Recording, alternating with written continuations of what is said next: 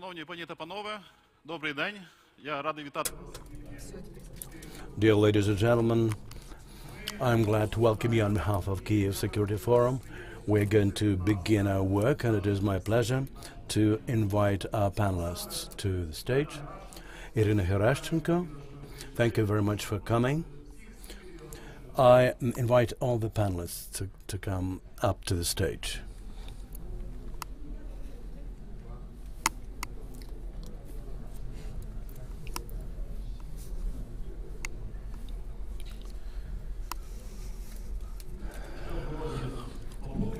Pavlo Klimkin is on his way. He's going to join us later. And we'll start.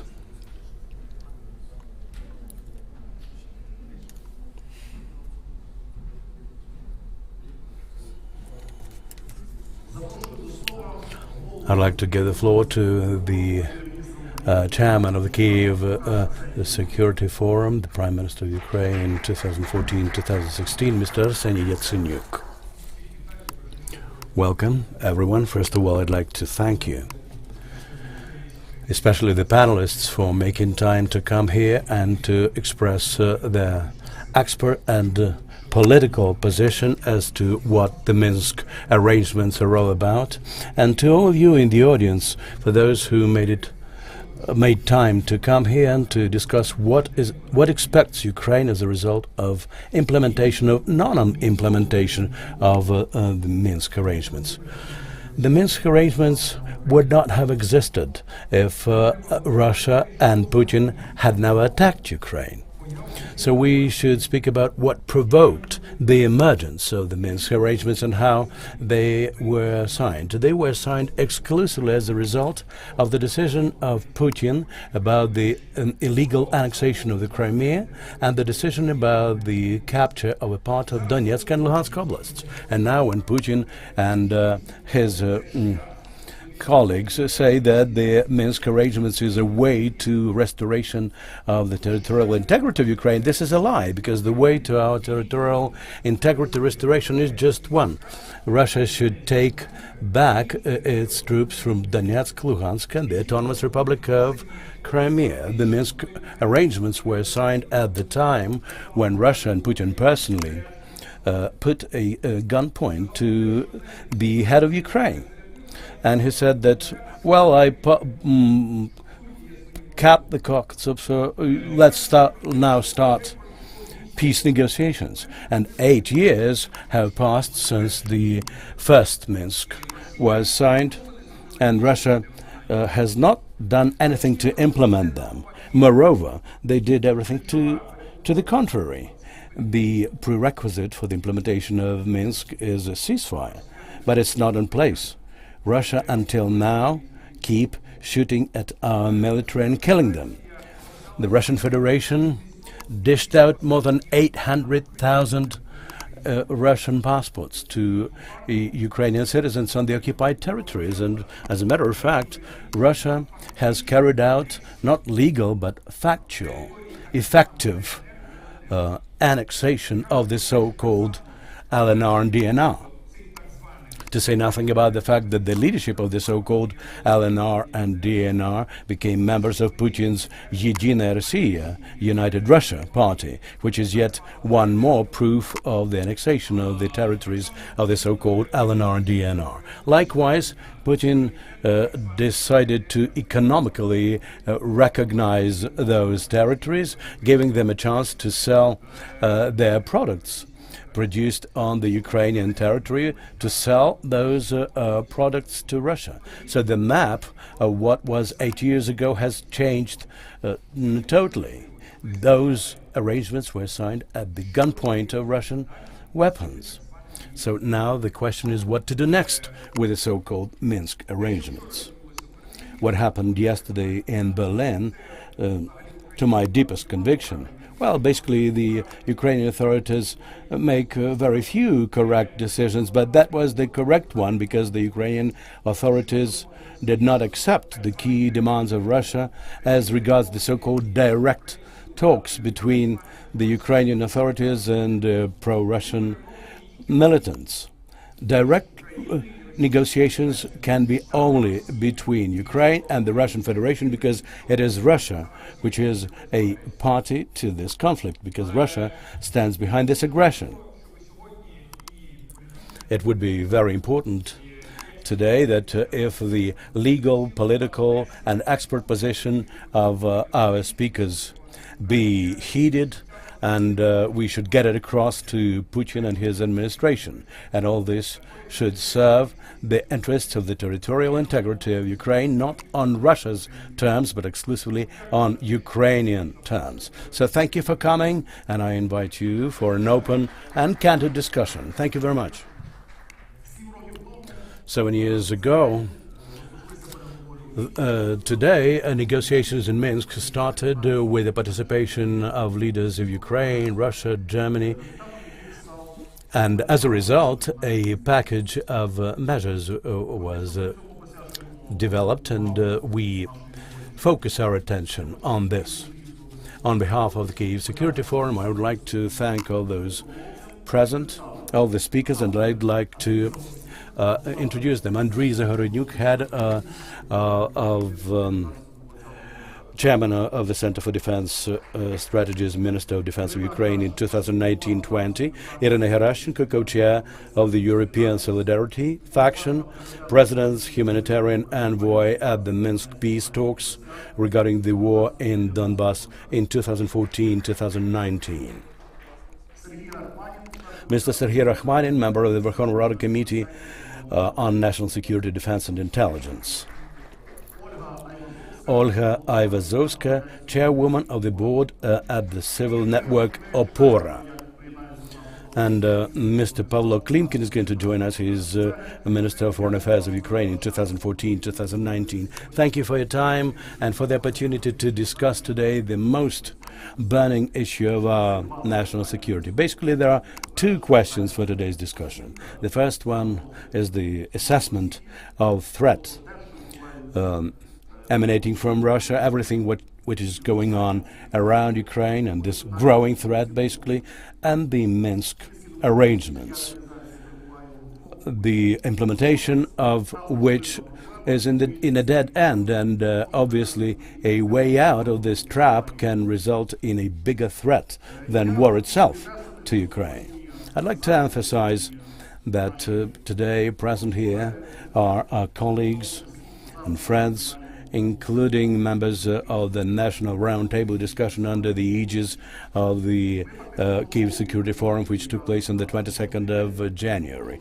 We follow up on this event to discuss the external and domestic threats facing Ukraine, and I give the floor to Mr. Andriy Zahorodnyuk, and he will present his take and the opinion of his center of the situation around Ukraine's borders. I invite all you to come to the rostrum, and then when we have discussion, we'll speak from our seats. I'd like not to make a political message, but to make a technical announcement first. I've been told that we should spend a few minutes about the general situation and the rest of the time about Minsk arrangements. So basically, we monitor the operational situation around the Ukraine's borders 24/7 using different sources. We will publish this map early next week. So I'd like to ask you to show the next slide and then go back to the first one. This is the way the situation stands at the moment. We use a number of sources, and we believe that this is correct information. We have 79 battalions and 40,000 troops of Russia around Ukraine's borders. Next week, we're going to provide more details. This is, in our opinion, not enough for the apocalyptical scenario of capturing whole of Ukraine or half of Ukraine, 1/3 of Ukraine. This is not the size of troops which can result in a total collapse that we hear and read about in the American press so often. We use sources of different experts, including British and American ones, by the way. The most realistic dangerous scenario is escalation in the east, the maritime situation. And we will discuss it in greater detail a bit later. And of course, we are closely monitoring the week after February the 20th. That's when the military exercises finish in Belarus. And the most topical issues today are our focus, and we believe that it would not be possible for Russia to predict the outcomes of such operation, given our capabilities, defense capabilities, and their logistic challenges. And that would be a total catastrophe, disaster. And on the next day, their calculus would be violated. You will know that in military history, all operations did not go to the plan. Look at Iran, Afghanistan, etc., because of lots of our whole plethora of facts. The same pertains to the Russian Federation, and they would avoid any unpredicted operations. They will see hundreds of broken tanks, thousands of killed soldiers, and as a Kyivite who was born in Kiev and grew up in Kiev, you know that there are lots of different roads, major ones, smaller ones, and the special groups would be sinking in, and it would not be possible to get hold of Kiev and keep it. So that's our assumption when it comes to the Kyiv scenario. But we should get prepared, and it is very important that we make sound decisions. We follow the decisions of the Russian militaries. They take the first decision and see if it is promising, if it is successful. If it is, they push forward. If it isn't, they go back. And it means that they would be looking at our response and the international response. If the international community responds, particularly Americans and Brits, as they have responded so far, then it would be okay. And I now would not comment on the latest interview by President Biden. So their previous messages were very correct. We are not afraid of you. We would be enhancing defense capabilities of Ukraine until you have no chances whatsoever. And if they enhance this support, military support, if we deploy the territorial defense battalions and say that you can buy foodstuffs in Kiev, and you can buy everything but munitions, and we check that with the guns shops owners, so they do not sell munitions. So what we are preparing for is not panic but defense, and all of that is evident to the Russian adversary. And the Democratic Initiatives Foundation collects sociology, and we see that it is very positive. Ukrainians are not scared. They are prepared to put up resistance, and they discard any idea of occupation. So we are holding on, and if we continue doing so, then the focus is fairly optimistic. But in the east, the aggravation of the situation is quite possible, and the naval situation is very challenging. We wrote about it 2 years ago, and you can read our report called the Storm Alarm or Storm Warning. But that operation to block the maritime areas in the Sea of Azov and in the Black Sea, again, it is for a couple of days, and they would be looking at the response by Ukraine and by the international community. Unless this response is very tough, they will be pushing forward. And there are lots of different options. At sea, there are lots of options. All of them are described in our reports. And last summer, with some of the experts present here, we spoke very vocally about the serpent island, right, and when it comes to the Minsk arrangement. Now the concept is being promoted whereby Ukraine wants to discard those arrangements. And we can hear that from Russia, from some of the governments abroad, and here we should be very cautious because we are walking on shells here, eggshells. And we will always have to answer this question, why don't you want to implement Minsk? And we have to shift the focus, stating that it was Russia who launched the aggression and it was Russia that forced us to sign them. Unfortunately, this is the idea that is thrown into the public domain in Ukraine and abroad. And Russia, we know, does not aim strategically to achieve any decisions, to find any solutions. They want a protracted dialogue, protracted conflict, and you will know all of the narratives that Russia promotes. And I have spoken to all of the defense ministers and secretaries in all of the military powers, and none of them doubts that the Russian troops are there in the temporarily occupied territories.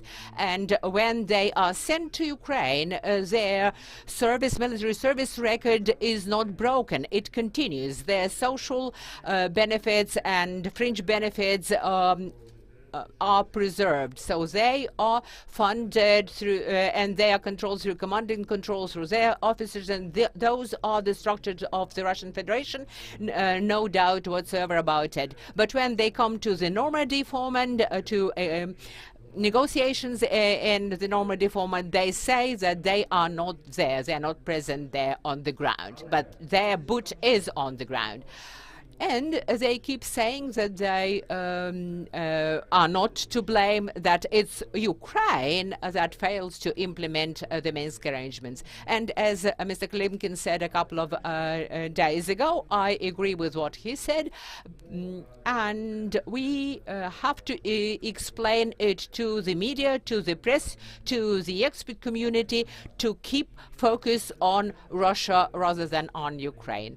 And Minsk is not an issue. The issue is Russian aggression and the threats that are looming over Ukraine. And we should not reduce it to Ukraine, because their ultimate aim is to destroy European security architecture. But we should understand that this situation is here to stay for a long time, and our counterparts, so to say, are not prepared to have this conflict resolved, and they are not prepared to see prosperous and democratic Ukraine. Right, you are speaking on behalf of the expert community, but if we look at the public opinion and yesterday's negotiations in Berlin that failed to achieve any solution, how would we interpret that? Does it increase or decrease threat from Russia?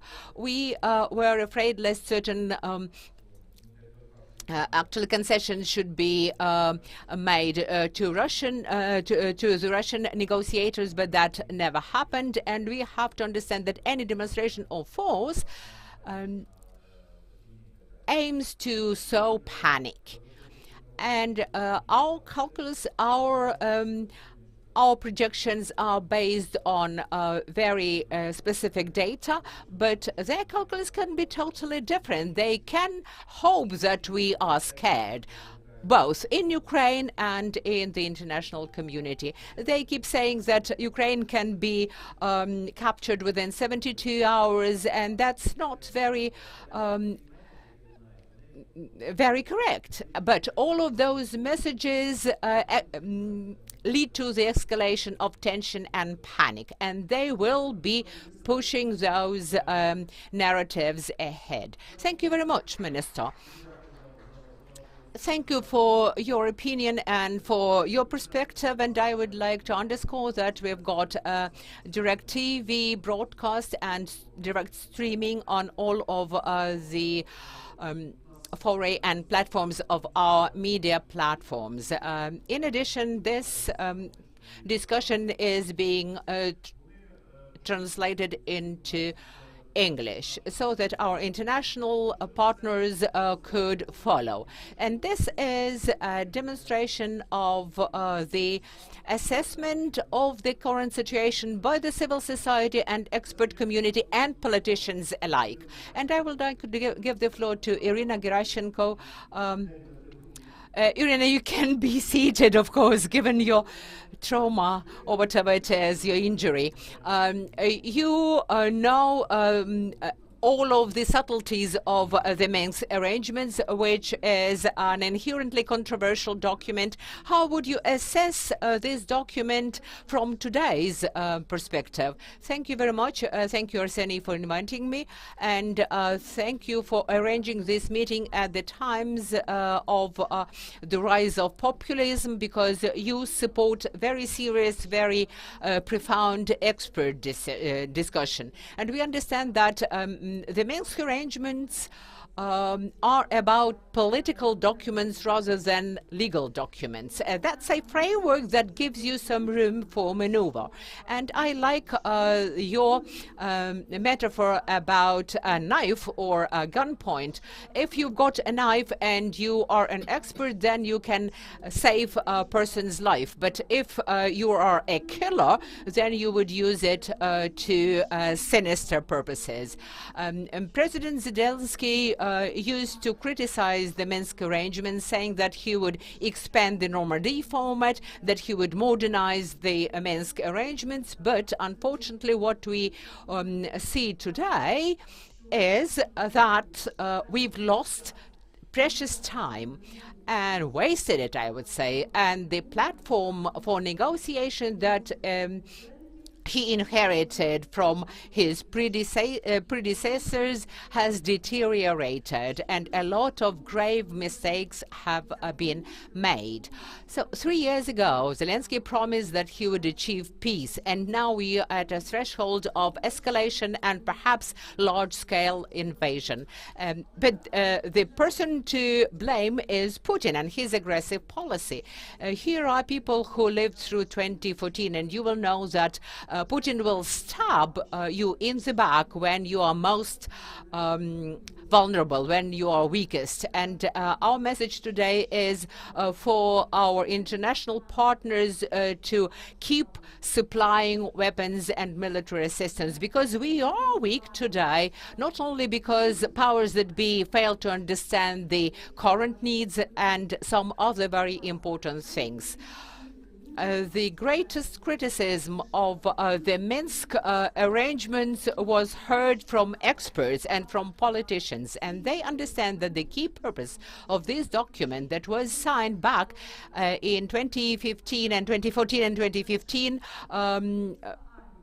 managed to stop the offensive of the Russian troops, and we played for time in order to put some flesh on the bones of the Ukrainian armed forces and take minute steps to liberate Ukrainian territory. And the most important thing that we've managed to form the anti-Putin coalition and have the sanctions introduced to stop again the further aggression of the Russian Federation. And you will know that one of the key and dramatic and most important positions for the Ukrainian society, that is the border, was perceived by Russian as the most irksome factor. And when it came to the discussion of borders, he said that it is in the Minsk arrangements. Our political team started to do our best to actually arm our political elite in the negotiations, because Putin interprets the Minsk arrangements as he wishes, as he sees fit, like he did with the Budapest Memorandum and the sovereignty of Ukraine that he presumes has never been violated, because the Crimean referendum was purportedly legitimate. So we should understand that Putin's interpretation of things is quite different from ours. It's purely along the lines of dictatorship.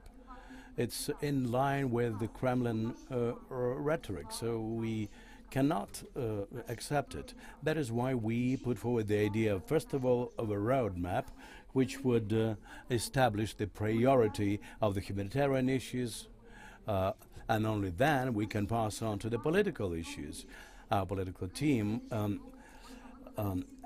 understanding the political issues can be dealt with only provided there is a demilitarization, we put forward the idea of a peacekeeping a mission, and President Poroshenko even had an agreement with UN Secretary General Guterres about a technical mission to come to the territory. But Zelensky's administration wasted basically 3 years, and the idea of the road map and of that mission, technical mission, have been wasted. So obviously those arrangements as a framework should be rethought. But unfortunately the position of our authorities have been failed, because in the intervening period of time Putin carried out passportization of our residents there, and if there's an election there, it'll be an election which gives which enfranchises basically people with Russian passports. And I think we, the Ukrainian team, very rarely have heard about all the threats of the passportization in the occupied territories. And the third point, I believe that Zelensky has considerably worsened Ukraine's situation when he basically turned the whole idea from upside down.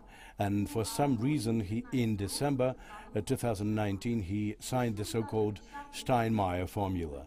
I'd like to remind you, as a member of the negotiation group, that for years we discussed morale or civic formulas, Steinmeier formulas, but nobody signed anything. But when there is a signature which commits you to carry out certain measures, and to have these issues about local self-administration not for 3 years but forever. And now we are being confronted with that paper, and Putin wants to hold us to it. The only guarantor of Ukraine's sovereignty and independence is the Ukrainian military, and we understand it absolutely and fully. That's why we invested every available kopeck into re-equipment and strengthening of our army. So what has happened over the last 3 years? All the salaries for the military have been frozen. It happened in 2019. The state defense procurement order has not been implemented. Some people deride 5,000 helmets that Germans give us. But over the last 3 years, Putin's administration didn't buy a single bulletproof vest or helmet. They instead initiate legal proceedings against people who had supplied helmets and vests for our military. And this is a kind of stab in our back, which is as bad as the troops around the borders of Ukraine, because the militants controlled by the Russian Federation blocked the OSCE access to those territories. There are no monitoring, and Russia has considerably strengthened its position there. They strengthened their fortification establishments and so on. But what do our authorities do? Zelensky instead is criticizing Biden for doing everything wrong. But over the last few years, we've had very few expert analyses of the situation by our authorities. When in Ukraine, Johnson, Macron, Erdogan, the Prime Minister of the Netherlands and Great Britain come here, why don't you join in this expert conversation? So what do we have to do around this issue of Ukrainian defense? We have to strengthen our military. We have to address the United Nations about blue helmets. Likewise, we also have to focus on the priority of the roadmap, security, humanitarian block of issues, and only then all the rest. The Kyiv Security Forum invited to this meeting representatives of the Servant of the People party, Mr. Rahami. Unfortunately, our invitation was declined for yet another time, but the invitation stands anyway, because we believe that this dialogue should include representatives of the government. And now I give the floor to Serhiy Rakhmanin. Mr. Zagorodnyuk said that it's very important to keep the focus on who is the aggressor. And Mrs. Gerashenko gave us this metaphor that this is a knife, and a knife in the right hands can be good, but the knife in the wrong hands can be very dangerous. So whose knife is that? Is this Putin's knife, or just a knife which happened to be on the table? What to do with this dangerous instrument? Thank you very much for your invitation and for the opportunity to share my views. I'd like to speak for a few minutes about the situation around the borders. I agree, by and large, with the estimate that Mr. Zagorodnyuk offered. The concentration of Russia's capabilities around our borders is going on. But I absolutely agree that the likelihood of the apocalyptic scenario of a large-scale war of Russia against Ukraine is very low. The probability is low because the scope of their capabilities for a full-scale aggression, and even more so for keeping the territory after the aggression, is not enough. And according to the information we have, Russia was kind of at a loss, seeing the reaction of the West and the scope of the technical and military assistance provided to Ukraine. Probably for the first time over the last 7 years, this assistance was really consequential. And we hope that in the future it'll be even better, qualitatively and quantitatively, and it'll make it possible for us to bridge the gaps of our defense, which occurred for objective reasons. And the story of capturing Kyiv within 72 hours sounds like fiction.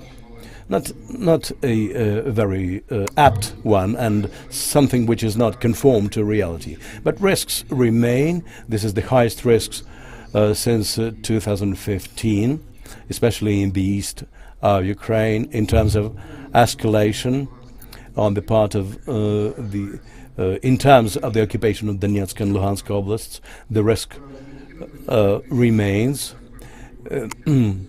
They lean not just on 35,000 of their two military corps.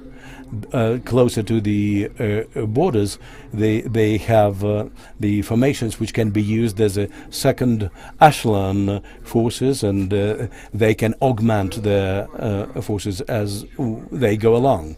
But without the use of artillery and missiles, and without crossing the border through Kharkiv, that would not be possible for them to do, almost impossible. And in the situation which we have now, following a number of negotiations and statements of Western leaders, Putin, even though he's very unpredictable, but he would be very hard put to find a plausible pretext to brutally violate the international law, because previously he at least tried to engineer some visibly legitimate pretexts. But the risk still lingers on, and Ukraine should keep on focusing and strengthening its capabilities by all means available. So what is lacking in the actions of the authorities of Ukraine?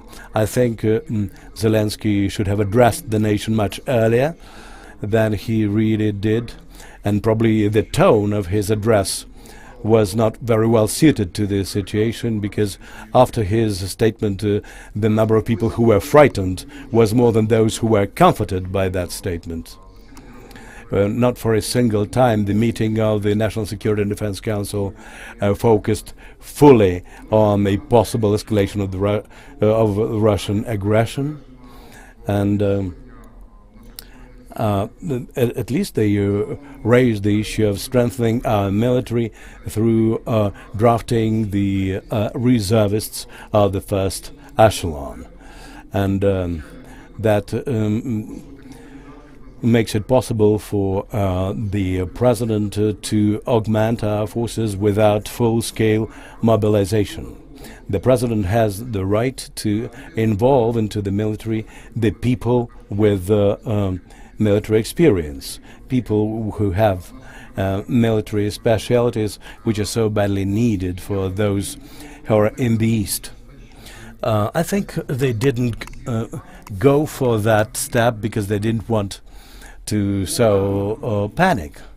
But I think if that had been done, and some 5,000 to 7,000 people would have been drafted, that would be very comforting for people, and they would see that the authorities do everything they can to strengthen our defense capability. As regards the Minsk arrangements, I have a slightly different view of them. I've never concealed it. I would put it this way: the Minsk arrangements, especially now, is like a nuclear case without a handle. It's difficult to carry on, but there's no point in throwing it or dumping it, you know? So you have to do everything at least to make sure that if there is an explosion, it should be somehow cushioned, because you never know when this suitcase explodes, and who will be buried under the wreckage of that explosion. I will explain my point. In my view, the Minsk arrangements are dangerous not just because they upend the Ukrainian agency and its right to fully defend its security and sovereignty. I think this was a violation of our constitution. No matter how we read our constitution, through the Russian prism or through Ukrainian understanding, there are things which are absolutely unequivocal. It's in the Minsk arrangements, we are being forced by coercion to change our constitution, but that change can come about only as a result of the will of people, and nobody else but Ukrainian people can press on the authorities to change the constitution. This is a direct action. Nobody else, neither Putin, nor Obama, nor Merkel, nor Johnson, or anybody else has the right to demand that we change our constitution. No one can make the Ukrainian people, members of parliament, irrespective of their convocation, who are delegated that right, to change the constitution. There is chapter 13, it's all in there. So even for that particular point, the Minsk arrangements are null and void. And no matter how we read them, in terms of political or security aspects. It's a violation of our constitution. Another clause there, on a permanent basis, changes of local administration status cannot be effected. We keep saying that we are going to stick to Minsk arrangements, but can we implement this point? We can't. Another point, I think Zelensky had a unique chance at the beginning of his presidency to withdraw from the Minsk arrangements. And there were all grounds necessary for that. He criticized that document. He considered it as an imposition. He thought that his presidency will become with a clean slate. But why didn't he clean the slate? And that would be understandable to both Ukrainian society and our international partners. It would be hard, but there was a chance and he missed that chance. As my colleagues here said quite fairly, that in fact, even in the form they exist today, I mean the Minsk arrangements, they cannot be performed because of the Russians' behavior.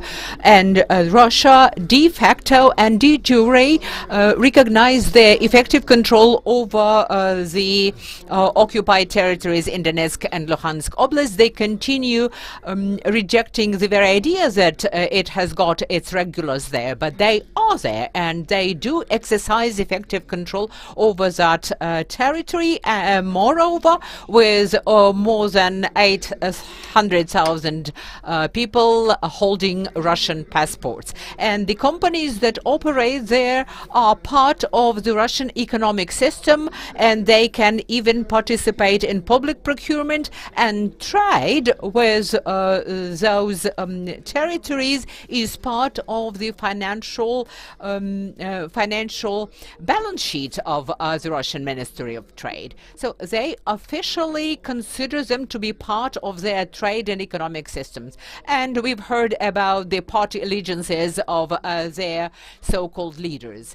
So when the process started, it was a very good opportunity for Ukraine to say, you violated the Minsk arrangements, we would actually give them up. And theoretically, those arrangements could be put an end to. Number 3. When people refer often enough to the UN Security Council resolutions that legalizes the Minsk arrangements, almost making them binding on the parties. It's not so. You will know that the Minsk process was not a Ukrainian invention.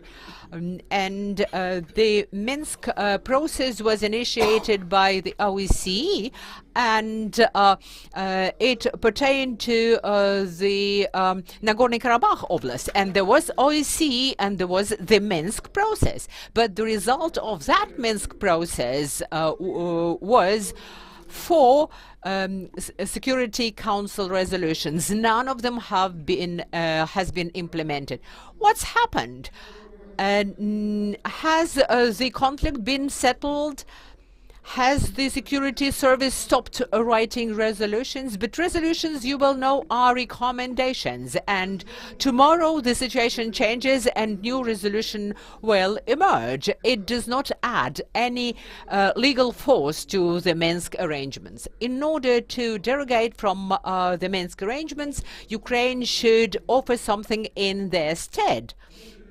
Because in order to derogate from those, Ukraine should be very careful in persuading our partners, first of all Germany and France, that it is necessary. And we have to offer something instead to replace them. But so far we failed to do so. When we say there is no alternative to Minsk arrangements, that is true, because nobody has tried to look for any alternatives. Remember, Zelensky once said that I've got 1 year to see whether those arrangements work. If they don't, I would go to plan B and then C and D, and we haven't seen any of those so far. So we should be getting ready to withdraw from the Minsk arrangements, and for this withdrawal to be seamless and not to bring with it unexpected and dire consequences. We should design something instead, as I said, and I actually came up with such a document. I called it a framework document or a frame document, and I submitted it to Zelensky. But so far there has been no constructive response. Thank you very much, Sergei. All of your questions have been more than legitimate. And now we've got Pavlo Klinkin with us, Foreign Minister of Ukraine in 2014-2019, and today he is the co-chair of the Center for National Resilience and Development. And I see with us two participants of the Minsk negotiations some time ago, you and Valery Charlie.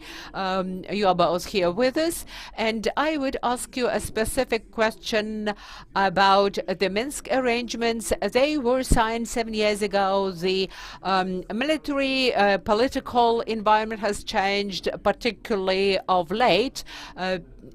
In particular, Ukraine sees that the Russian Federation has failed to actually withdraw its troops from the temporarily occupied territories. So what can be done about the Minsk arrangements? So whether there is a change or no change in the political situation, the Minsk arrangements are unenforceable in the first place. And I spoke about it with Mr. Koizman before, and he would remember that I told him then that this sequence of steps or in the package of measures would never be implemented, because it's a basket of different wishes. It's a wish list that was drawn under extreme tension, under military exacerbation of the conflict. They are not consistent, nor do they envision any mechanisms for their fulfillment or their implementation. And you know that arrangements made under such conditions have very poor chances of implementation. And the Minsk arrangements would not be implemented ever in any interpretation on the Russian terms, on the Ukrainian terms, on terms sought by, say, Germans or the French, who come up with these notions of clusters. It doesn't matter. It would make no sense. By the same token as our referrals to the Budapest Memorandum seem to make no sense today. So the Budapest Memorandum has been violated by the Russian Federation, by the way. And theoretically, we could be speaking about certain compromises if Russia, were willing to withdraw its troops from Donbas, and then we would be discussing opportunities to reintegrate Donbas, because now we have neither economic nor political nor else social or financial capacity to reintegrate those areas into our economic and political space. Because in this case, the consequences would be ruinous to the texture of Ukrainian society. Or else we would be talking with Russia about certain periods or time frames, but Russia doesn't want to do that either.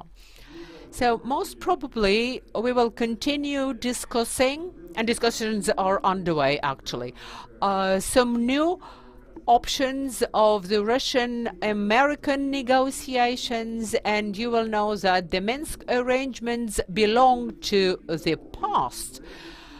What new arrangements might look like depends on who participates in the negotiations, because Donbas itself, in either geopolitical or in any other context, is nobody's business but Ukraine's. It is a matter to us, Ukrainians, and Ukrainian authorities. To others is just another tool in a toolbox.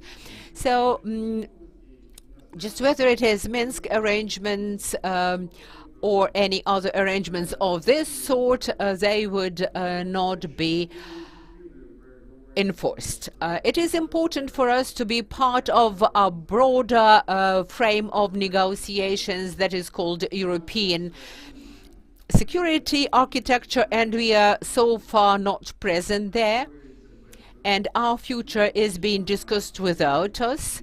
We just receive, and sometimes we don't receive the outcomes or the outcoming documents of those discussions and negotiations, but the stake in those negotiations and in Russia's will to move forward and to turn Ukraine from quote-unquote anti-Russia into something different is the task for the Russia of today.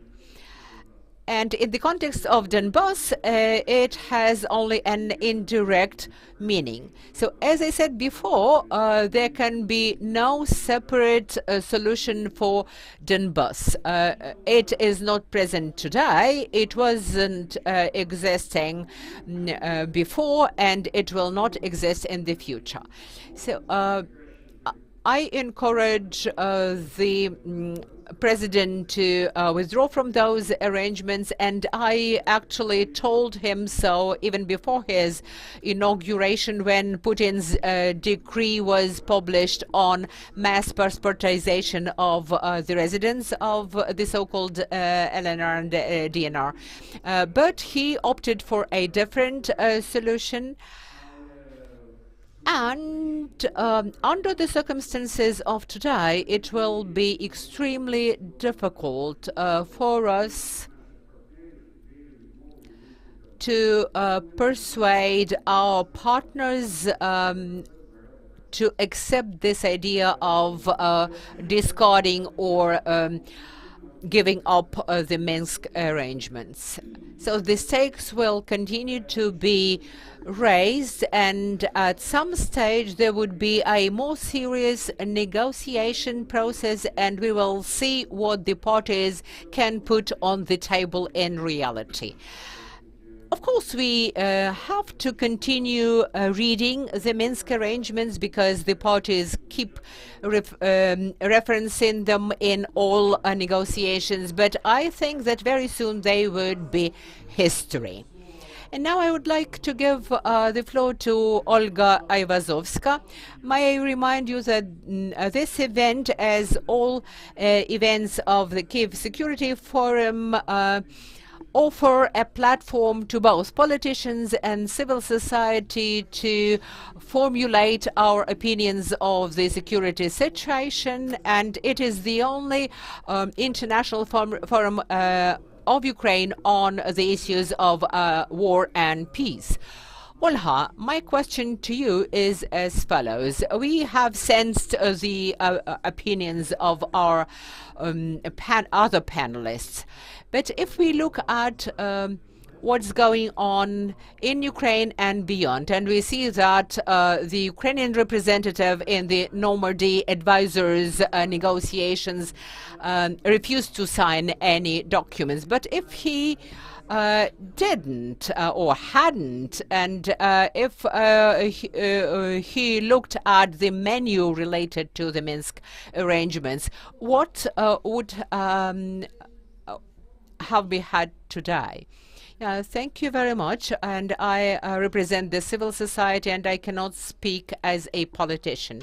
I will be speaking about policies without politics. I would not be assessing the quality of the wording and the exact content of the Minsk document. I would be speaking about the essence of the political track. I participated in the political subgroup of the TCG in Minsk, and I believe that that formula offers certain good solutions to Ukraine. And we can try to bring this message home to both Ukrainian authorities and international community. So I got into that subgroup because back in 2016, the arrangement of elections in non-controlled territories was discussed. And my task was to prevent that, and for that we had to talk to our international partners and to get across to them that some transliterations can be used against the international law, which are well-established norms rather than theories. The Copenhagen OSCE document in 1990 has point number 6, which includes not just the obligation of member countries as to how elections are to be organized, but also the obligation of the OSCE to separate the institute of democratic or not democratic elections from the influences from illegal armed groups which use force in their own interests or interests of third parties, of third countries. This is not a word-for-word quotation, but this pretty accurately describes the situation between us and the Russian Federation, and therefore it is our obligation to separate it from the impact of the illegal formations, which unfortunately are operating on the territories we are temporarily not controlling. Any election can be organized only within the framework of Ukraine's legislation and international standards. Ukrainian legislation primarily includes the constitution and other laws regulating, including the election processes.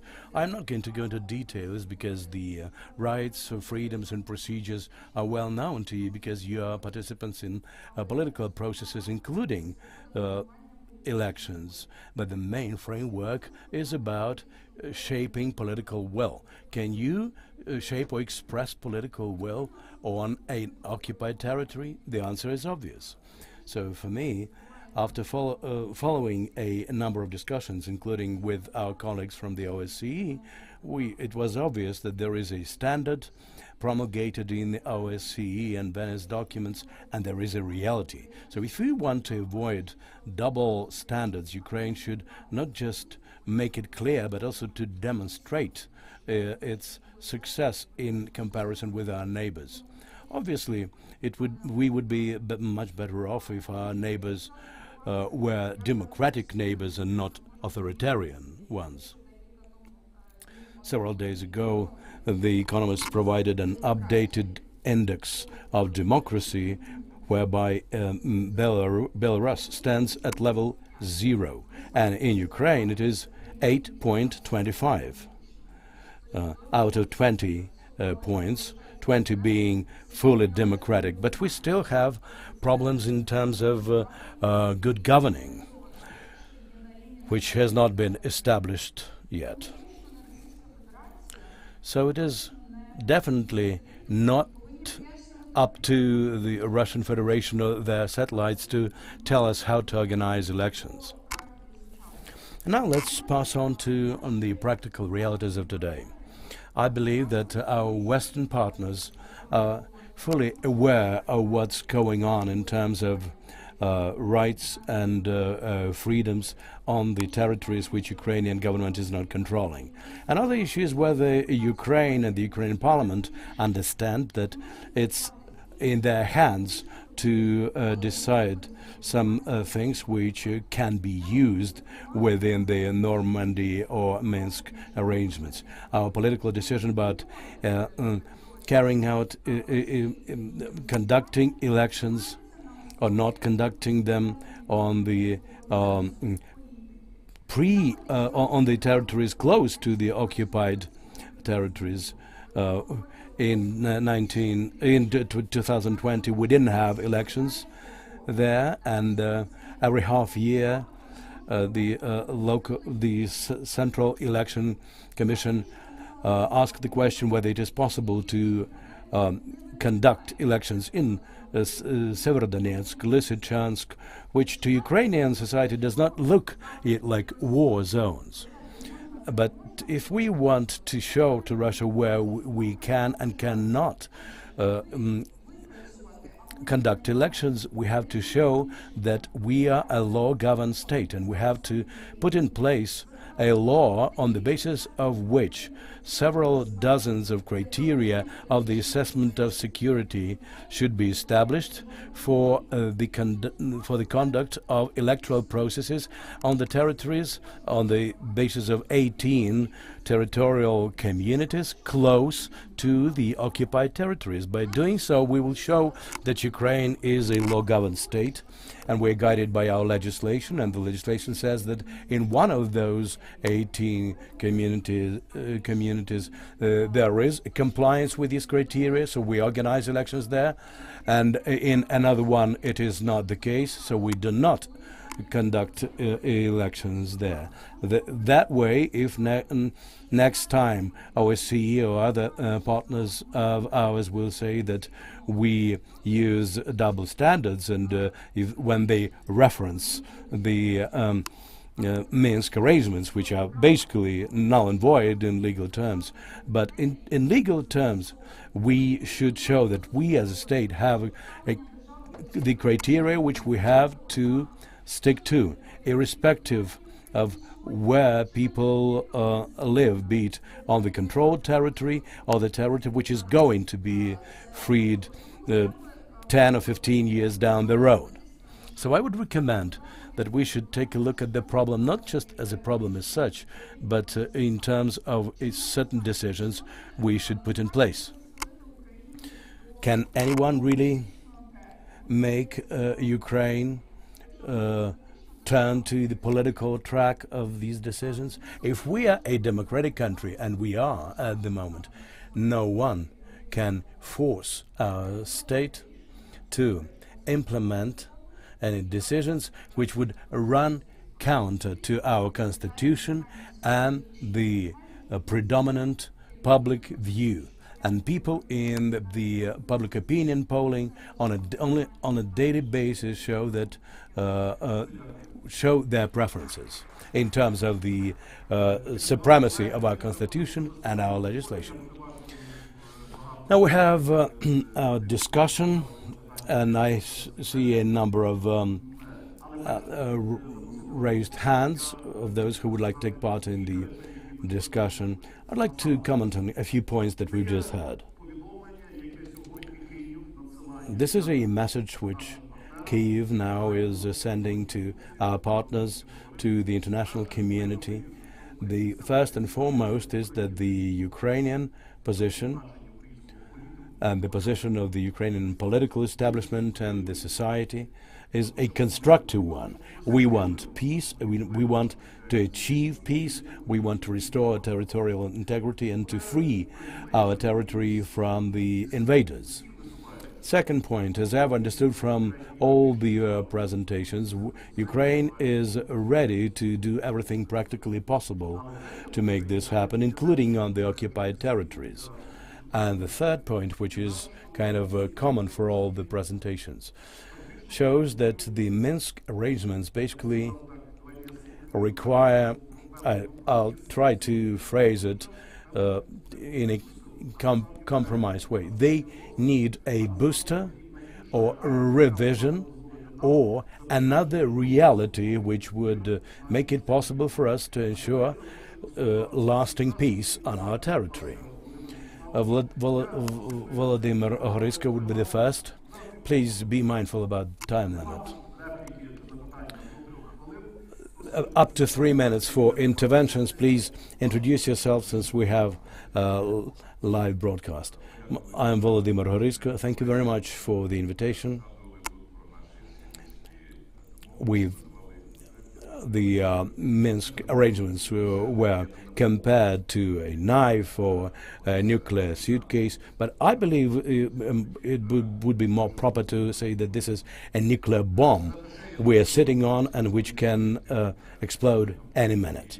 But I would like to bow my head to all of our colleagues who back then signed those agreements to stop the hot phase of the aggression. Those are Mr. Charlie, Ms. Gerashchenko, Mr. Klimkin, President Poroshenko. They did what had to be done at that particular point, and they delivered. Lenin once spoke about the Brest peace, saying that this is a respite. So likewise, the Minsk arrangements, in my opinion, was this welcome break, a respite which we so badly needed because the situation was really very, very dangerous. Now let's take a look at this arrangement. I think the historic value of this arrangement has run its course and expired. Now we have a totally different situation around the issues which we are discussing now. And very often people speak about Minsk agreements. This is a big mistake, and I would like to ask our politicians not to make this mistake. This is not an agreement. This is a political declaration. An agreement is when our Ukrainian parliament has a tabled document, they consider it, they approve it, and the president signs it. But none of that happened in case of the Minsk arrangement. So this is just a political declaration and nothing more. Mr. Lavrov keeps saying that Security Council of the UN approved that declaration. But that declaration has no legal force. It's null and void. Any legal school student on the third year or sophomore would understand this very straightforward point. So let's calm down about that. What are we to do in this case? We have to find out a way. It is promulgated in the resolution of the General Assembly of UN number 3318, which is about the definition of what is an aggression. And if we understand this, we should understand that the focus should be shifted from this political document, which is Minsk Declaration, to the fact that Ukraine is a victim to the aggression. And then there's Article 51 of the UN Charter, which says that a victim to the aggression has the right to self-defense. If we realize that, it changes the whole paradigm of what we are talking about today. If our authorities keep saying that there is no alternative to the Minsk arrangements, Putin will applaud to those statements, because that means that we subscribe to the point, subscribe to what should not be a foundation for our today's actions. So what I can suggest, and what is really key here, we can come up with all kinds of different alternatives, but there is just one alternative: to get it across to our valued foreign partners, not to Russia, because they are worthless in that respect, that it is absolutely necessary to consolidate the sanction regime against Russia. Only that can change Russia's calculus. Journalists very often ask me, if we change the format, So what, I say? We'll get together not in Minsk, but in Istanbul or in Papua New Guinea. Will that change the attitude of the Russian Federation? It won't. So I think that the key goal and task of our authorities, including the diplomats, is that we have to get it across to our foreign partners that it is exclusively through sanctions from hell and pressure brought to bear on the Russian Federation that they can change their position. Otherwise, we'll keep on getting together, discussing things, but things will remain unchanged. Do you have a question to our panelists? I have a request rather than a question. When we speak about aggression, and this is not a statement, these are facts, and there are colleagues who are eyewitnesses of what happened at that time. All that had to be documented. The pressure, when Putin shouted at Poroshenko saying, "I will destroy you," there should be there should be a paper trail of who was there, what happened there. Mr. Klimkin knows what happened in that respect through the Ministry of Foreign Affairs and exchange of notes and so on. All that body of information should be put together in one dossier and tabled for our foreign partners, and we should say there's no alternative but to bring Russia to account. Thank you. I will give the floor to Ambassador Volodymyr Vasilenko.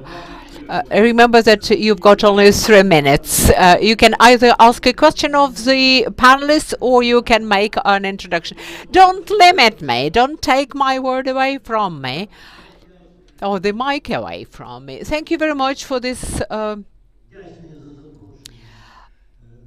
opportunity, for inviting me to discuss this extremely important issue.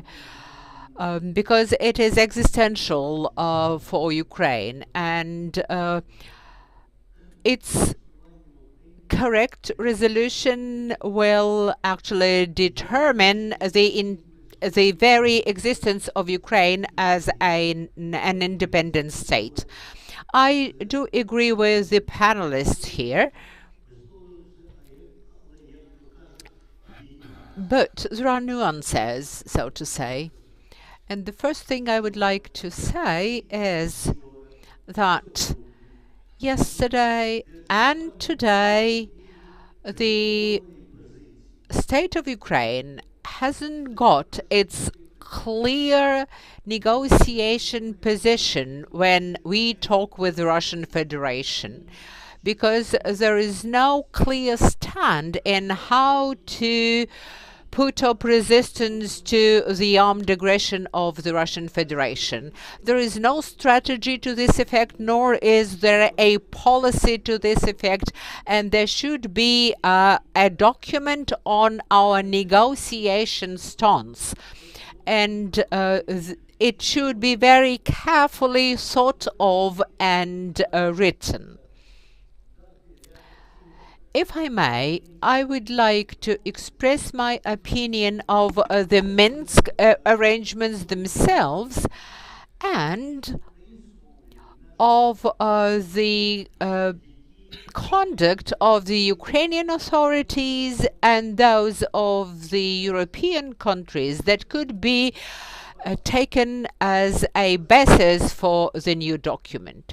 So the Minsk arrangements constitute a trap because they never pay any attention to Crimea, and also because if implemented, they will undermine the statehood of Ukraine. My second argument: the Minsk agreements or Minsk arrangements cannot be alternativeless means of regulating this conflict. And we hear it as a mantra that there is no alternative to the Minsk arrangements. That is not so. in their time, they were the only available tool to stop the Russian aggression. And their signing was totally understandable and totally substantiated and justified at that time. But today, we should not continue seeing it as the only basis for the conflict resolution, because it runs counter to the international law, to the Ukrainian constitution and Ukraine's vital interests. The Minsk arrangements have failed to stop the Russian aggression, nor will they be able to do that in the future, no matter how we try, how hard we try to implement them. The reason is that they are flawed in their very core. There is an alternative to the Minsk arrangements, and that's the international law of today. That's the UN Charter.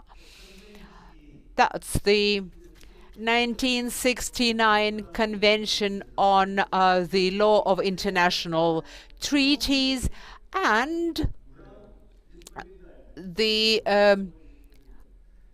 norms of international legal accountability. Thank you very much. We understand what you mean. Thank you very much. I want to complete, if I may. Yes, please. My third argument. The Minsk arrangements, seen from any possible angle, are not binding on Ukraine.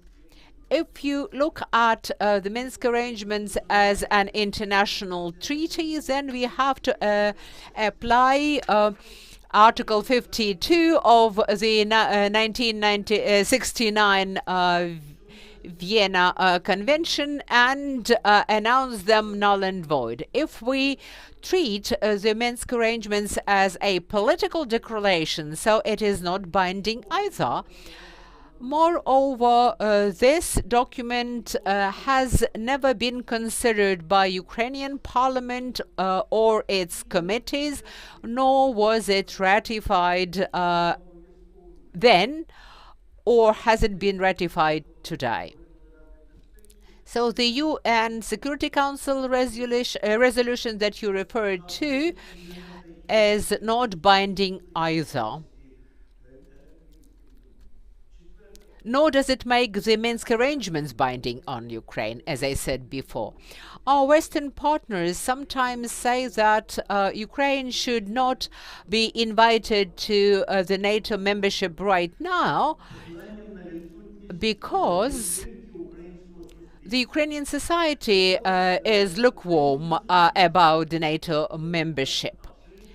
But I'm certain that both the Ukrainian society and Ukrainian parliament would never accept the Minsk arrangements in its present form. So our Western partners, when they are trying to bring pressures to bear on Ukraine, should remember that. Sorry, Mr. Vasilenko, we have got time limits. Thank you very much for being so active. Just experts on international law say that it is not a binding document. Some keep saying that it is the document that is null and void when it comes to their legal force. So we should be thinking about the new negotiation reality, and I would address this question to Mr. Klimkin. In your opinion, to what extent is Ukraine capable institutionally, politically, legally to design this new negotiation reality? we don't have any political context or favoring conditions for that. When it comes to the institutional capacity, we do have it partly, I would say, 50-50. But when it comes to institutional capacity, I would say that we have got that in place. The Normandy format is a classical example of process for the sake of process itself. Nonetheless, this process allowed us to build this alliance of three versus one. But today, the situation has changed. There is Ukraine, there is the Russian Federation, there is France that seems drifting in between, and there is Germany that seems to be blind to any reality of today. No offense meant, of course. So this is a process that will continue, but it won't achieve any purpose that was preset to it. So it is painful to all of us. We understand that we suffer. We've got a huge death toll so far, but this process can be successful only under new geopolitical reality with new actors. And here we mean not only the Russian Federation, the US, or the EU, but we should also consider China. And we are facing the new ground rules now, because the more influential China is, the less influential Russia is. And it requires us to stand up for a new format. But as you can see, no other format than the Normandy one is in place. And we can either move towards a compromise, or we could mobilize the society, but neither is going on right now. And we are now only speaking about political frameworks. And there should be an understanding of this new reality around us, and that the Minsk arrangements are not enforceable. They do not work now. They will not work under the new political reality, no matter what it looks like. And we need a new strategy, and we should be able to incorporate Donbas under this new strategy. So we don't have any national strategy, nor do we have a collective strategy with the West, collective West, if you wish. And then we should be thinking about our ability to digest Donbas as soon as, or if it is reintegrated. I've got a very brief intervention, if I may. According to the recent CDF poll, more than 50% of Germans believe that the German government should be bringing pressures, economic pressures, to bear on the Russian Federation. And that's official information. A month ago, it was under 30%. And it is the evidence of good media work. And 73 opinion leaders in Germany raised their voice, saying that the situation should be changed, because Germany is responsible not only to the Russian Federation but also to Ukraine. And that's the force of information of the mass media. But Ukraine is hugely, dramatically underrepresented in the information space of Western Europe. Why are we ignoring this importance of information warfare or information dissemination? Why don't NGOs, private foundations ignore this important task?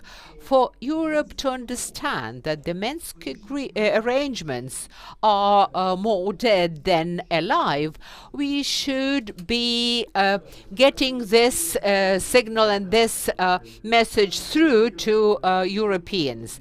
Now, this question of crisis as an opportunity to change the narrative and to change the circumstances. Olga Ivazovska, yeah, I would like to add to what you've said. You gave us those data, the stats, and it is very much akin to what we observed during the elections.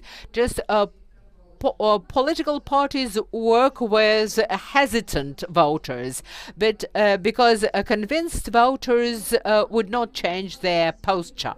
And we do not have to work with Russian Federation. As you've said, that's useless and senseless. But we should work with our Western partners, where their societies encouraging them to take a more proactive stance. I understand it's about resources, it's about skills, but the change of public opinion in individual countries proves that it is doable.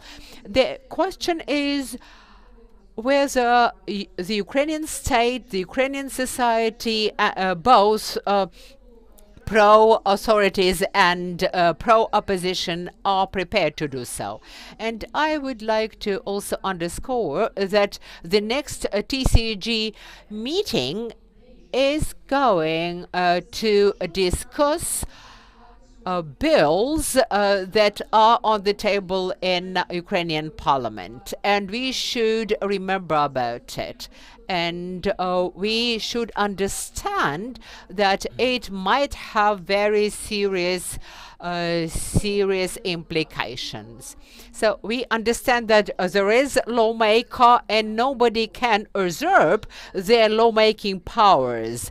Otherwise, it would be a blatant offense against our constitution. So bills, draft laws are not to be discussed by TCG because there are certain modalities as part of the negotiations, but those modalities should be within the frameworks that are okayed legally by Ukrainian parliament. It's about, for example, the voters register that we still lack in those territories, but not how to organize processes in a special quote-unquote way. So I'd like to appeal to our partners who probably are watching us now and the representatives of the Ukrainian authorities in the negotiation group. No, draft laws can be discussed at those negotiations outside the framework of Ukraine's decision-making. I'll give the floor to Aider, then Valery Charlie. Please ask your questions to our panelists, and you have just 1 minute per intervention. I'd like to focus on the issue of media and public opinion. Just see what is in store for us in the media sphere. They will try to portray the situation to us as either war or Minsk arrangements. This is being done by Russia. They will involve increasing number of the journalists like Mrs. Sobchak, and they will keep saying like, well, let's not speak about the Crimea, let's speak about Minsk arrangements. I think this is a big problem and a very dangerous thing. And this is exactly what Olga Ivazovska said. This is a narrative which will be pushed through by opinion polling, talk shows, and other media or instruments of influence in the public. And they will keep saying that we have to take into account a realpolitik. Do you want a war? Nobody wants a war. And if you don't want a war, let's speak about possible draft laws. Let's discuss it on television shows, out in the street, or whatever.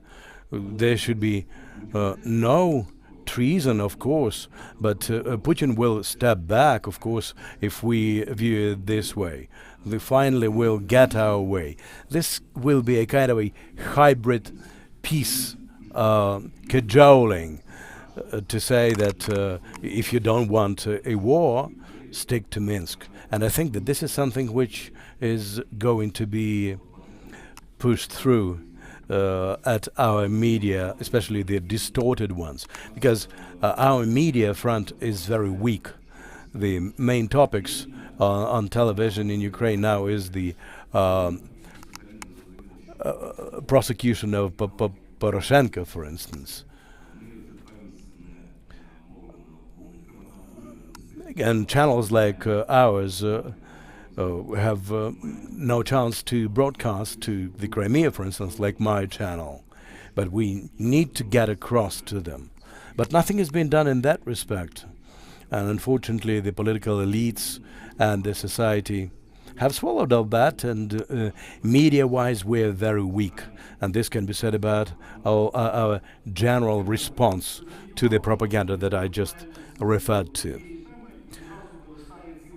Just pay attention to this, that we focus on one topic and then there's a number of additional issues stemming out of it, and we see a whole bunch of illnesses that we have to somehow deal with. Those who deal with Russia for a long time are aware of the notion of reflexive control. This is something that they do, which comes back from the Soviet KGB past. When you play chess and you see that you are winning, and you see that you have a lot of options, and you see that the options are really many, but basically all those options are being kind of set up for you, so that you would mistakenly think that it is your choice to choose one of those options. So what we are being offered now is not something that we want, it's something which we are being offered and imposed by way of cajoling. We need to reach a totally different level of analyzing this. This is a tactics of manipulation. A lot is written about it, but this is obviously what we're dealing with, manipulation. Thank you to organizers, and I will start by saying that when we speak about the Minsk arrangements, let's get our terminology straight. The 5th of September, a protocol, and the 19th of September memorandum can be called Minsk arrangements. All that happened later, all kinds of documents, roadmaps and so on, is not about Minsk arrangements. So we have to get our terminology right. And the documents that I referenced speak about the need to withdraw Russian weapons and Russian mercenaries, Russian military equipment and so on. None of that has been implemented. So I am a witness of the arrangements which were put in place, and I don't buy what Helsman or Ushakov say about that. At that time, our position was very straightforward. We do everything on the basis of our legislation and international law, including the conduct of elections on the basis of ODIHR. And if we stick to that position, that would be right. And Professor Vasilenko and Volodymyr Grisko were absolutely right. We cannot speak about one single document which should be binding for us. Russians wanted to impose a document upon us, a resolution and some other documents, but we rejected it. And as regards further opportunities that we have, in all those documents from the very outset, there was a point about the release of prisoners of war, not hostages, prisoners. I have a question to Irina Gerashchenko. You dealt with that for a long time. Can we keep insisting not just on the basis of Minsk process, but on the basis of international law and so on. What kind of situation is this when our citizens are being incarcerated in Crimea or in Russia? How can we address this issue? I will be very brief for lack of time. Obviously, for Moscow, the issue of hostages is yet another instrument of pressure on Ukraine. They've always used it as a means of interference into the Minsk processes and pressurizing Ukraine's authorities. But I think one of the successes of ours is the opportunity to release our citizens. But now this opportunity has been blocked. The key to that issue is in Putin's hands. Ukraine has swapped all the people we should have kept in Ukraine, like Tsemach and Berkut riot police who killed the protesters. They should have been in custody. They should have been behind bars, but they were given to Russia. Who is dealing with the Minsk arrangements now? This arrangement is really a framework one, and I do agree that at the crest of the wave of popular support at the initial phase of Zelensky's presidency, he said that he would implement the Minsk arrangements. I always keep saying to the parliamentary majority that the release of hostages is about saving people's lives. And when the whole world knows that you are fighting for this person, even by this visibility, you help this person. But now we don't know anything about those people. It's being hushed. Zelensky says, I give a list to Biden, but this is totally impersonalized. Who are we fighting for? Some of those human stories are really atrocious. And when we hear that the authorities should come up with some alternative, now that our authorities justify trading with the Russian Federation. What else can we say? Sometimes we're being told that there is a bad Putin who occupied the Crimea and Donbass, and there is a good Putin who trades with us, and we don't have severed trading relations with them, so let's keep business as usual. So when this double standard is applied here, what kind of fight for Ukraine can we talk about? Obviously, the issue of hostages should be focused on, and we should personalize this issue. I'd like to address you with a request. We will soon have a Munich Security Conference, and all that you've said today should be gotten across to the world. Each of you has their own views. We don't have to go back to the past. That has been discussed already. Let's speak about the future. Sergei Rachmanin said that he suggested the so-called co-deoccupation. So could you find it in your heart to put it down on paper? And could that be your unified position, which could be used as an address to the Ukrainian authorities and as an expert opinion of NGOs and experts and opinion leaders? Just make your case for why Minsk is already dead. I was the one who stopped the voting in Parliament, which meant to include the Minsk arrangements into our legislation. So we do have a clear vision of having to come up with an alternative vision. Zelensky has failed to do so, so I address you with a request. Please put it on paper. We will share that position through a diplomatic channel and get it across to the Munich Security Conference. Yeah, I'd like to address Sergei Rachmanin with the same request, by the way, because we have to somehow formulate what we are supposed to do. What is the alternative? Because it largely depends on our efforts. Because now we're just observing the reality which is being imposed on us. So now a question from the left wing, please. You've been waiting for the whole day. Just seven seconds. There's a request to phrase what alternatives do we have. I have another request. When we formulate those alternatives, try to give a thought to whether you envision a part of Russia in that, and if so, in what status Russia should be represented rather.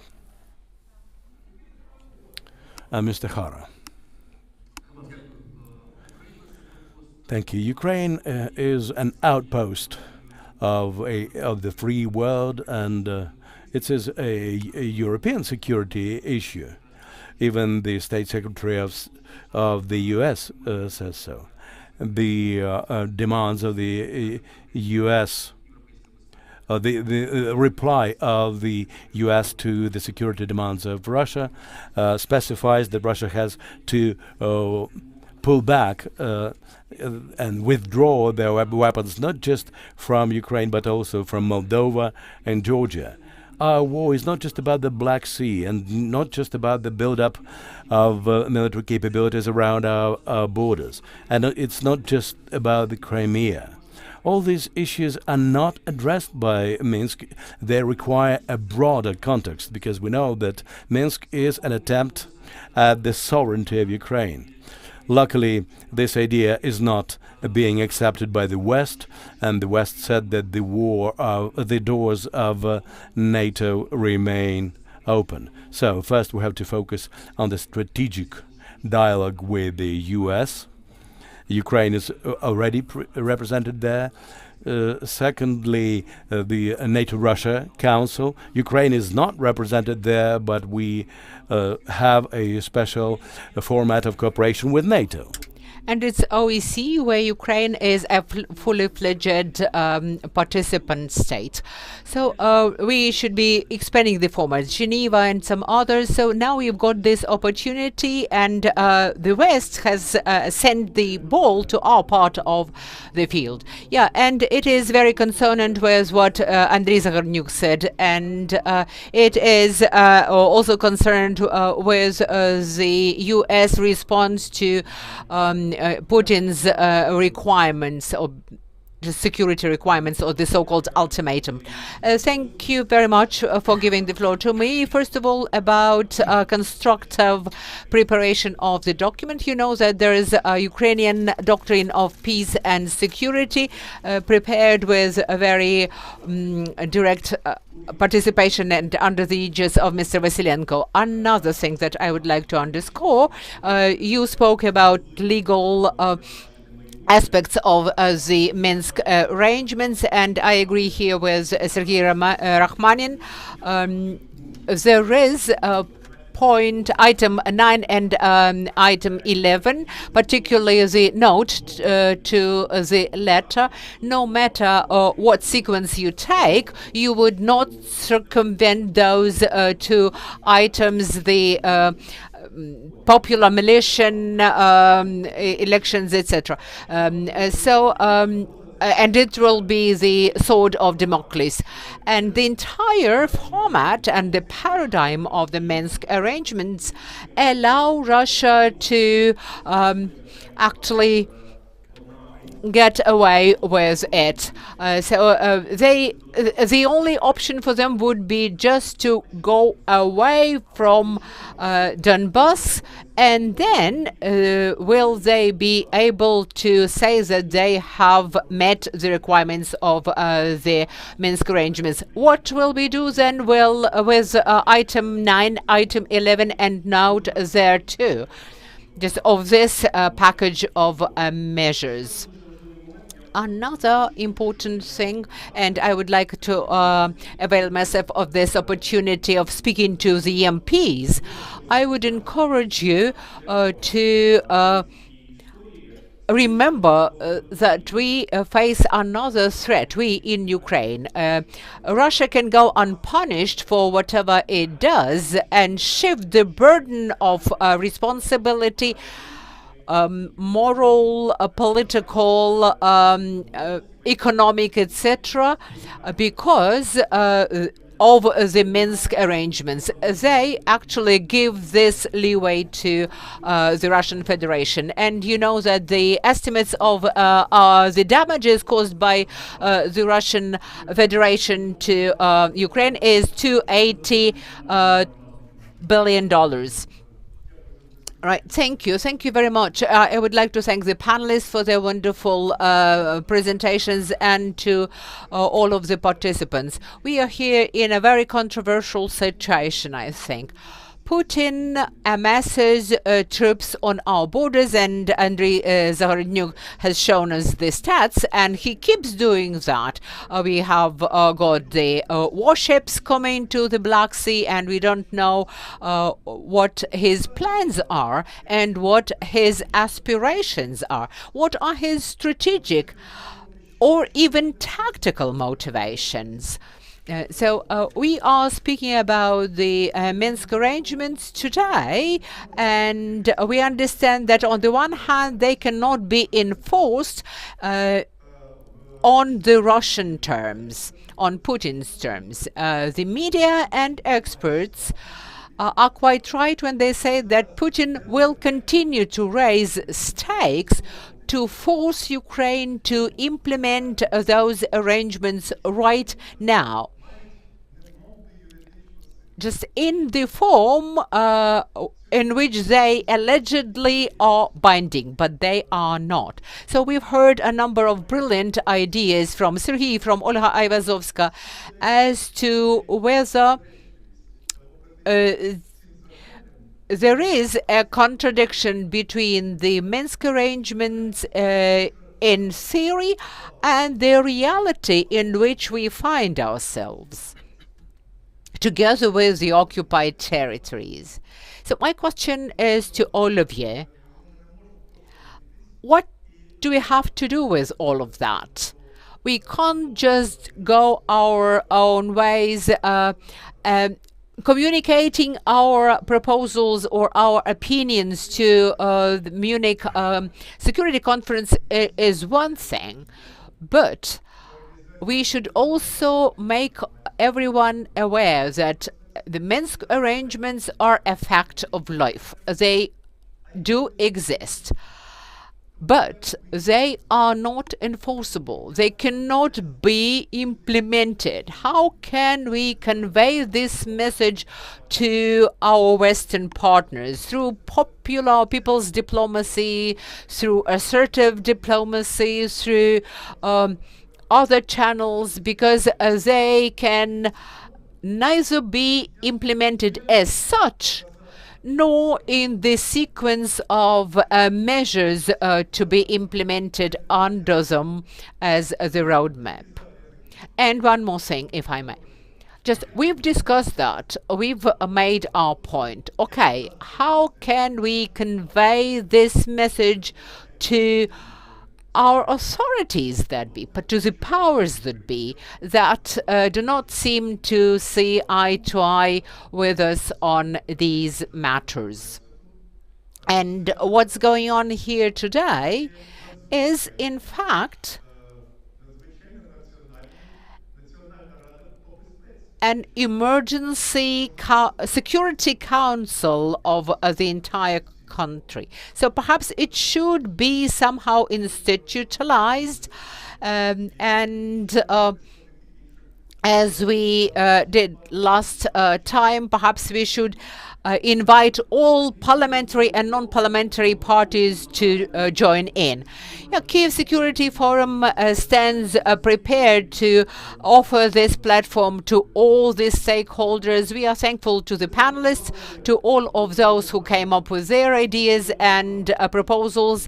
Actually, you did what I was supposed to do. You came up with this proposal to put everything on paper, and I would reframe it.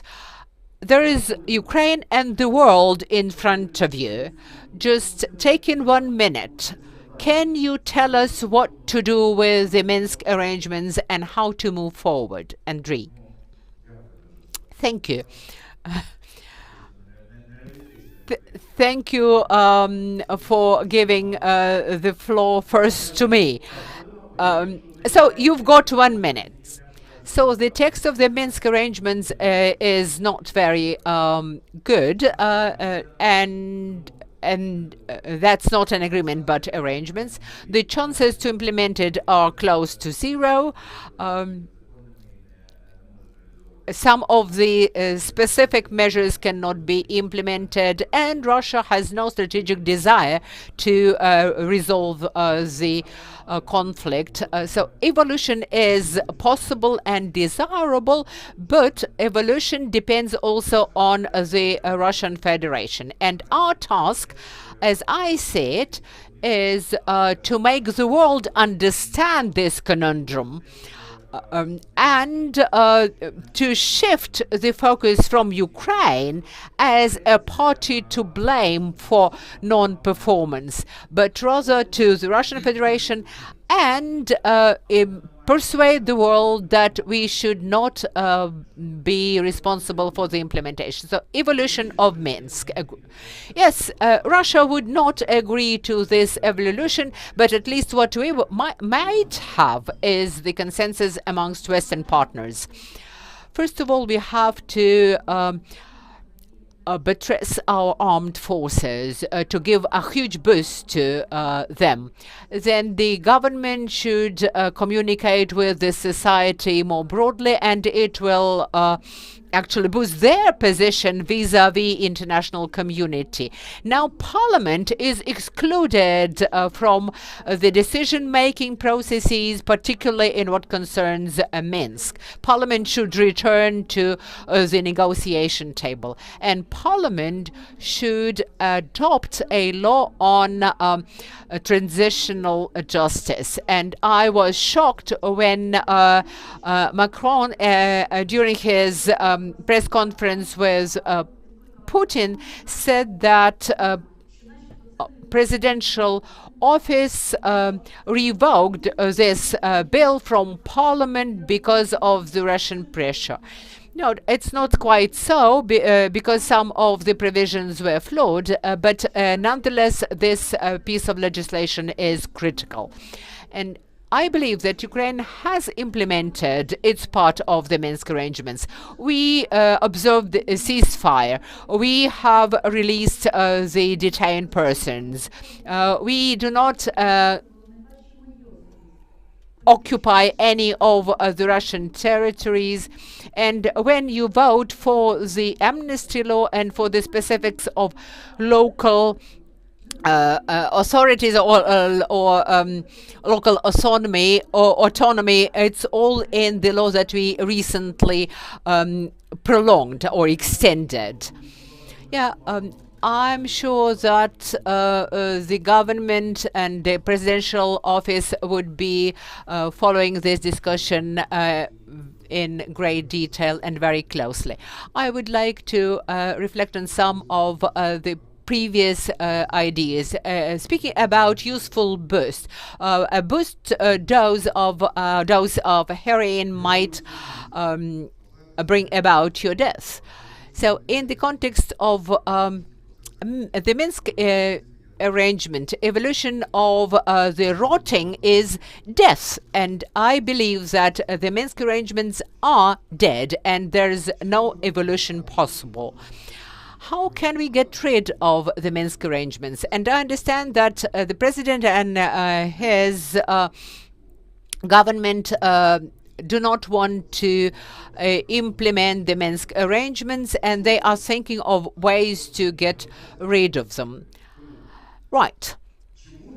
So why Doesn't Zelensky want to implement these arrangements? Not because he believes them to be good or bad, but because he's afraid of them, because he thinks that the imposed implementation of those arrangements will rob him of his powers and will result in his toppling.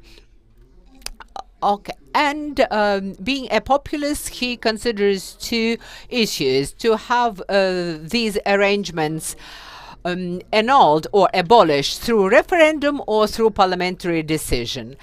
We should weigh pros and cons of both scenarios, but once those arrangements end in parliament, we will face a new risk, because it will become the document and its role will be enhanced and its status will be enhanced.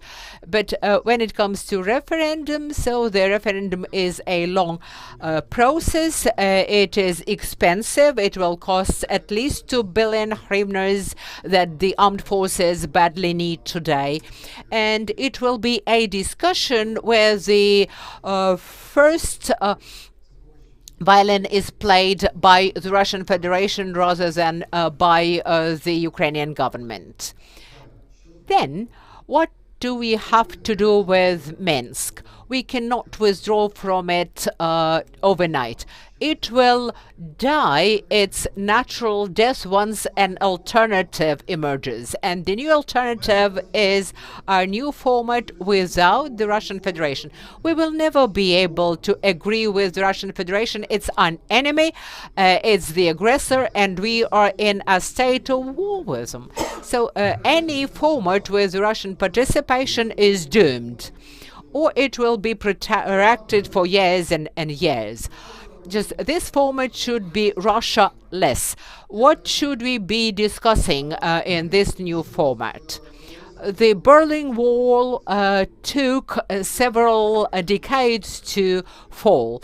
The North Korea might be reunited with the South Korea in 100 years from now. So we won't address this conflict within a year or two.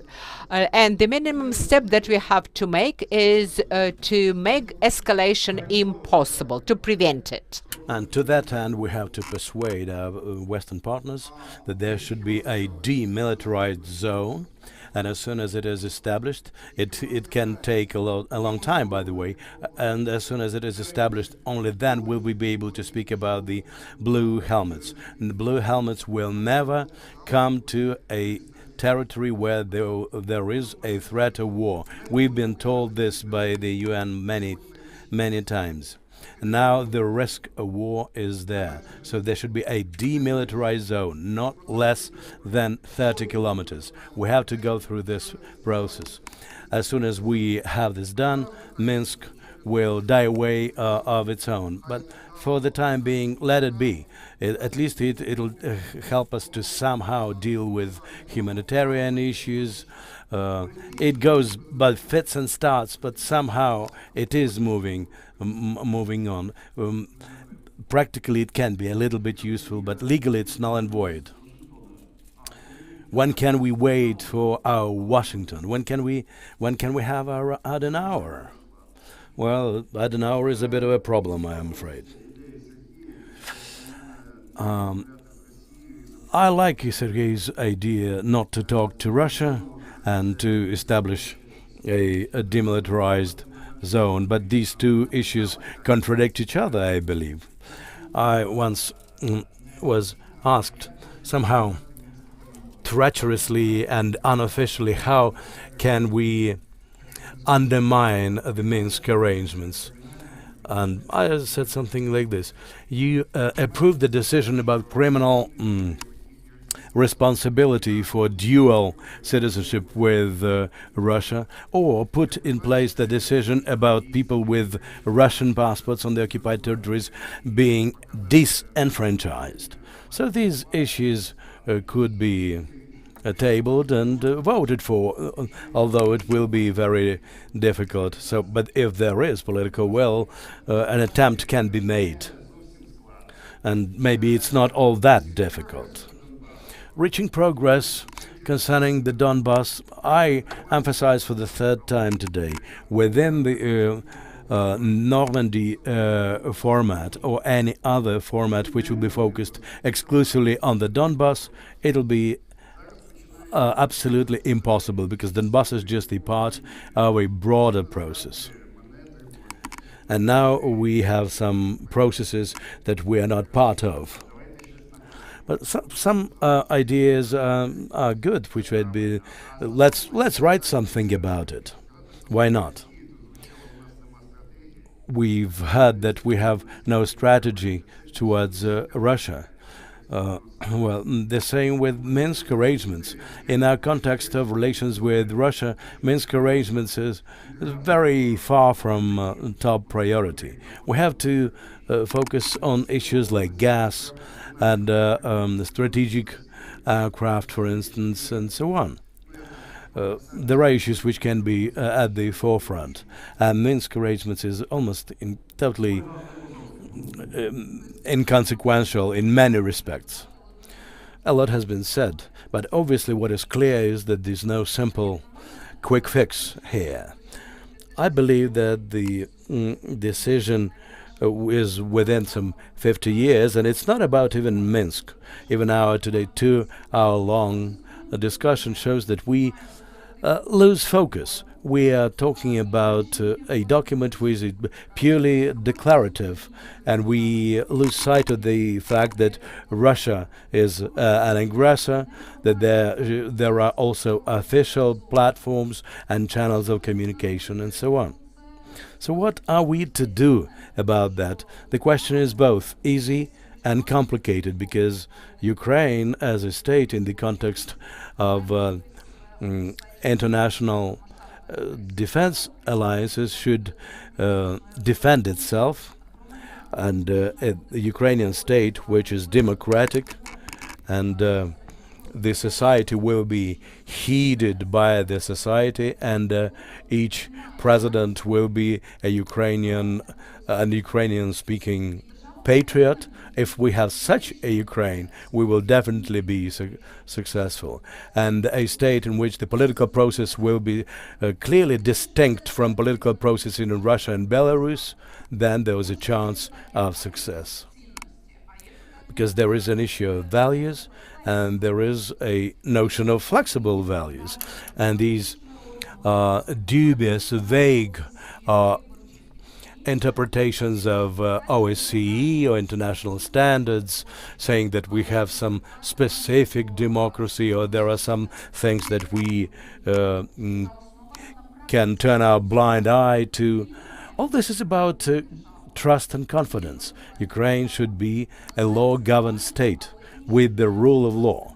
This sounds cliche, but we have no other way. There's a democratic way of governance, because any head of any branch of power, be it parliamentary, presidential, or judiciary, he or she will have to reckon with the public opinion. And the public opinion is absolutely unequivocal now. And what we have to get across to our partners abroad, primarily the US, for them sometimes it's an eye-opener how many Ukrainians were issued Russian passports, or some other issues related to occupied territories, or some creeping annexation of the Donbass which is going on. Russia should be aware that there will be consequences of all that. And Russia should think not about how to coerce Ukraine and make it stick to Minsk arrangements, but how to make sure that we at least sit at the same negotiation table with them, knowing that they have issued 800,000 passports to our citizens. And this is gross violation in itself. Everything should be decided by Ukrainian citizens. That's the bottom line.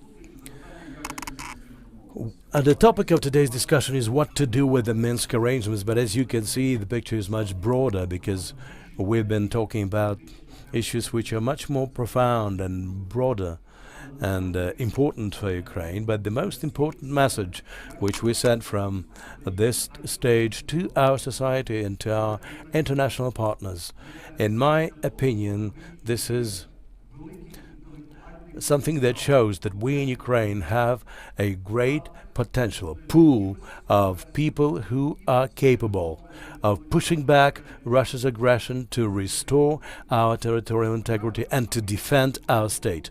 On that, I would like to thank you, and the Kyiv Security Forum will continue events like this. Thank you.